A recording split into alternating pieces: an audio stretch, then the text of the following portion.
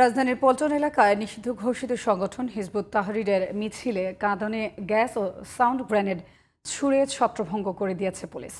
এ সময় আটক করা হয়েছে বেশ কয়েকজনকে। জুমার নামাজের পর বায়তুল মোকাররম উত্তর গেট থেকে মিছিল বের করলে পুলিশ বাধা দেয়। তবে পুলিশি বাধা উপেক্ষা করে মিছিলটি পল্টন মোড় হয়ে কাকরাইলে যাওয়ার চেষ্টা করলে টিয়ার সেল ও সাউন্ড গ্রেনেড ছুড়ে পুলিশ। মহসিন কবিরের রিপোর্ট। নিষিদ্ধ ঘোষিত সংগঠন হিজবুত তাহরীরের মিছিল লক্ষ্য করে থেমে থেমে টিয়ার শেল এবং সাউন্ড গ্রেনেড নিক্ষেপ করে পুলিশ। জুমার নামাজের পর এভাবেই স্লোগান দিয়ে মিছিল নিয়ে রাস্তায় নেমে পড়ে হিজবুত তাহরীরের কর্মীরা। এ সময় কিছু পুলিশ সদস্য তাদের বাধা দেওয়ার চেষ্টা করে, কিন্তু আইন শৃঙ্খলা বাহিনীর বাধা উপেক্ষা করে মিছিলটি পল্টন মোড় হয়ে কাকরাইলে যাওয়ার পথে পুলিশ তাদেরকে পেছন থেকে ধাওয়া দেয়। এতে কিছুটা ছত্রভঙ্গ হয়ে পড়ে তারা।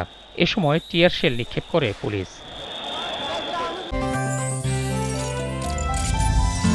গাজী গ্যাস স্টোভ রান্নায় আনে শিল্পের ছোঁয়া। পরে মিছিলটি কাকরাইলের নাইটিঙ্গেল মোড় হয়ে আবারও পল্টনের দিকে এগোতে থাকলে টিয়ার শেল ও সাউন্ড গ্রেনেড ছুড়ে ছত্রভঙ্গ করে দেয় পুলিশ। নিষিদ্ধ সংগঠনটির কর্মীরা অলিগলিতে ছড়িয়ে পড়ে। এ সময় হিজবুত তাহরীর সদস্য সন্দেহে পুলিশ বেশ কয়েকজনকে গ্রেপ্তার করে। পুলিশের এই কর্মকর্তার দাবি, তারা সংগঠনটিকে মিছিল করতে দেননি। তারা মিছিল করার চেষ্টা করছিল, আমরা মিছিল করতে দেই নাই। আমরা তাদেরকে ডিসপার্স করেছি, আমরা সাউন্ড গ্রেনেড মেরেছি, আমরা গ্যাস গান মারছি। এরপরে মারার পরে তারা ডিসপার্সে চলে গেছে। এখন পরিস্থিতি একেবারে শান্ত।